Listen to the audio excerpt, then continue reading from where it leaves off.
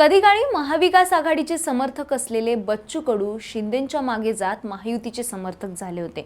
पण बच्चू कडू वर्सेस राणा दाम्पत्यांचा संघर्षाचं निमित्त ठरलं आणि महायुतीसोबत बच्चू कडूंचं फाटलं। त्याचाच एक अंक घडला लोकसभा निवडणुकीत। महायुतीचा भाग असूनही बच्चू कडूंनी बंडखोरी करत अमरावती लोकसभा मतदारसंघामध्ये भाजपचा उमेदवार असलेल्या नवनीत राणा यांच्या विरोधात उमेदवार देऊन महायुतीलाच आव्हान दिलेलं। भलेही बच्चू कडूंचा उमेदवार निवडून आला नसला तरी त्यांनी नवनीत राणांच्या पराभवामागे महत्त्वाची भूमिका पार पाडली आहे असं म्हटलं गेलं। दिनेश बुब यांनी घेतलेल्या मतांमुळे नवनीत राणांचा निसटता पराभव झाला होता। प्रहारने महायुतीत राहून युती धर्म न पाळल्याची टीकाही राणा दाम्पत्याकडनं झाली होती। असो, जे लोकसभेला झालं ते झालं, पण आता विधानसभेच्या निवडणुकीत काय होणार? विधानसभेत बच्चू कडू यांचा प्रहार जनशक्ती पक्ष हा 20 जागांवर तयारी करतोय। त्यातही प्रहारचा मतदार वर्ग असलेल्या विदर्भामध्ये जवळपास 9 ते 10 जागांवरती उमेदवार देण्याच्या तयारीत प्रहार पक्ष आहे। पण प्रश्न निर्माण होतो तो म्हणजे महायुतीला पाठिंबा देणारे बच्चू कडू विधानसभेत महायुतीत राहून या जागा लढवणार की मग स्वबळावरती विधानसभेच्या मैदानात उतरणार? जर 20 जागांची तयारी प्रहारने केली आहे तर त्याचा फटका नेमका कुणाला बसणार?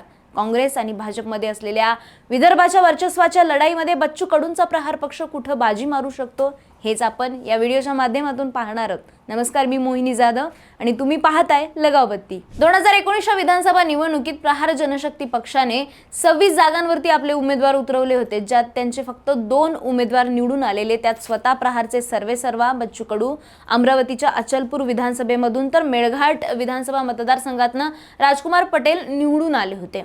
बाकी 24 उमेदवारांना मात्र पराभव पत्करावा लागला होता। मतांची टक्केवारी बघितल्यास 2019च्या विधानसभेत 0.48% इतकंच वोट शेअर प्रहारने मिळवलेलं। पण यावेळी बच्चू कडूंनी मागच्या वेळी लढवलेल्या जागांपेक्षा कमी जागा लढवण्याचा निर्णय घेतला आणि त्याचं कारण म्हणजे कमी उमेदवार देऊन निवडून येणाऱ्या जागांवर जास्त फोकस करायचा आणि जिंकून येणाऱ्यालाच उमेदवारी द्यायची असं गणित प्रहारने मांडल्याची माहिती मिळते। आणि त्यातही प्रहार पक्षाने यावेळी विदर्भावरती जास्त फोकस केल्याचं दिसतंय।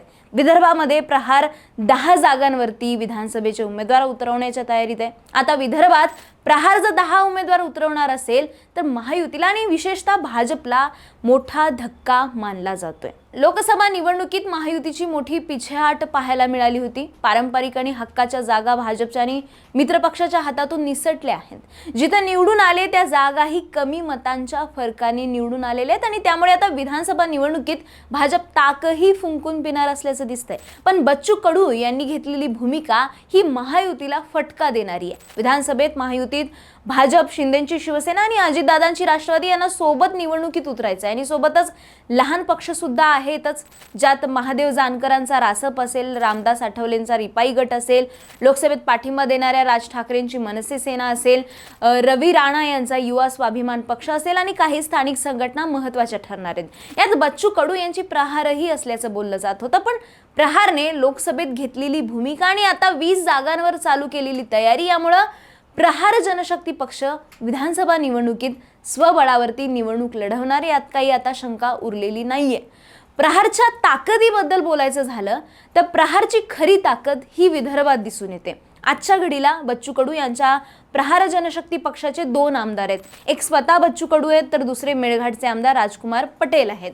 प्रहार जनशक्ती पक्षाच्या प्रत्येक जिल्ह्यात संघटना आहेत। विदर्भातील काही जिल्हा परिषद आणि पंचायत समित्यांमध्ये पक्षाचे सदस्य आहेत, तर विदर्भ आणि मराठवाड्यात प्रहारच्या कार्यकर्त्यांची संख्या देखील मोठी दिसून येते। वर्धा, बुलढाणा या जिल्ह्यांमध्ये स्थानिक निवडणुका लढवून त्यांनी यश मिळवलंय, तर अकोला, अमरावती, यवतमाळ आणि बुलढाणा या जिल्ह्यांमध्ये प्रहार जनशक्ती पार्टीच्या शाखा आणि कार्यकर्ते मोठ्या प्रमाणात सक्रिय असल्याचं पाहायला मिळतं।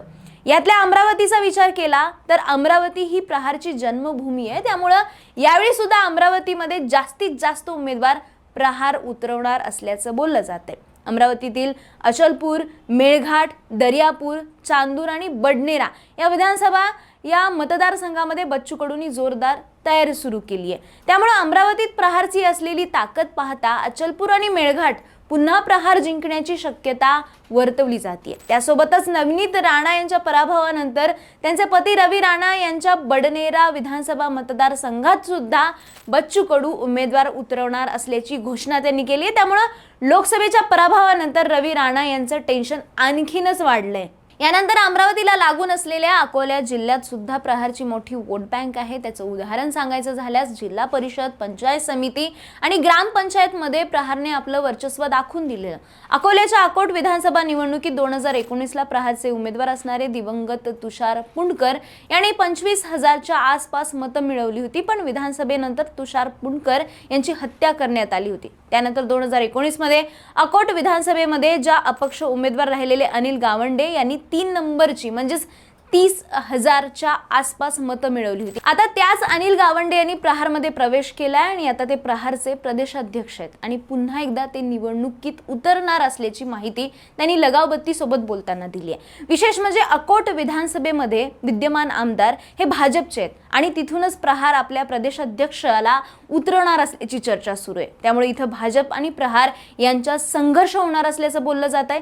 यानंतर बुलढाणा जिल्ह्यातील जळगाव जामोद विधानसभा मतदारसंघात बच्चू कडू उमेदवार देणार असल्याची माहिती मिळते, जिथं विद्यमान आमदार हे उपमुख्यमंत्री देवेंद्र फडणवीसांचे निकटवर्तीय मानले जाणारे माजी मंत्री संजय कुटे आहेत। यासोबतच रामटेक, परभणी, कळमनुरी, मानोरा या विधानसभा मतदारसंघातही प्रहार उमेदवार देण्याच्या तयारीत आहे। हे झालं विदर्भाचं, पण या व्यतिरिक्त सुद्धा प्रहार 10 ते 12 विधानसभेच्या जागांवरती संपूर्ण महाराष्ट्रात उमेदवार उतरवणार असल्याची माहिती मिळते, ज्यामध्ये रावेर, मानखटाव, संग्रामपूर, करमाळा, सोलापूर दक्षिण, भुसावळ असे मतदारसंघ असल्याचं सांगितलं जात आहे। त्यामुळे प्रहार यंदा विधानसभा निवडणुकीत उमेदवार उतरवून भाजपला आणि महाविकास आघाडीला मोठं आव्हान निर्माण करू शकतो। यावेळेस बच्चू कडू यांनी येणाऱ्या विधानसभा निवडणुकीच्या अनुषंगाने आपल्या पक्षाची बैठक बोलावली होती। या बैठकीमध्ये त्यांनी पदाधिकाऱ्यांसह 20 जण इच्छुक लोकांनाही बोलवण्यात आलं होतं।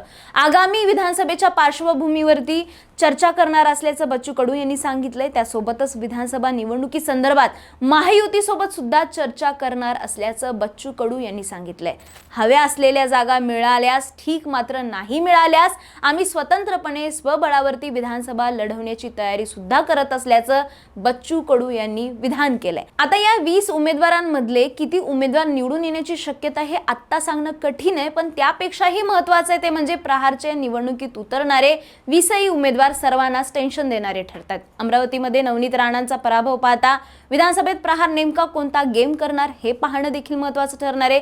विशेषतः विदर्भाच्या लढाईमध्ये बच्चू कडू भाजपला दणका देऊन आपले उमेदवार निवडून आणू शकतील का आणि सोबतच महायुतीच्या उमेदवाराविरुद्ध उमेदवार उतरवून महाविकास आघाडीला मदत करतील का हे सुद्धा पाहणं तितकंच इंटरेस्टिंग ठरणार आहे। त्यात आता राज्यामध्ये विधान परिषदेच्या 11 जागांची निवडणूक लागली आहे, ज्यात भाजपने 5, शिंदेच्या शिवसेनेने 2 आणि अजित पवारांच्या राष्ट्रवादीने 2 असे एकूण 9 उमेदवार रिंगणात उतरवलेत। महायुतीचं संख्याबळ पाहता 8 उमेदवार निवडून येऊ शकतात। एका जागेसाठी त्यांना मतांची जुळवाजुळव करावी लागणार आहे, ज्यामध्ये बच्चू कडू यांची मोठी भूमिका असणार आहे, कारण प्रहारचे 2 विधानसभेचे आमदार सध्या आहेत।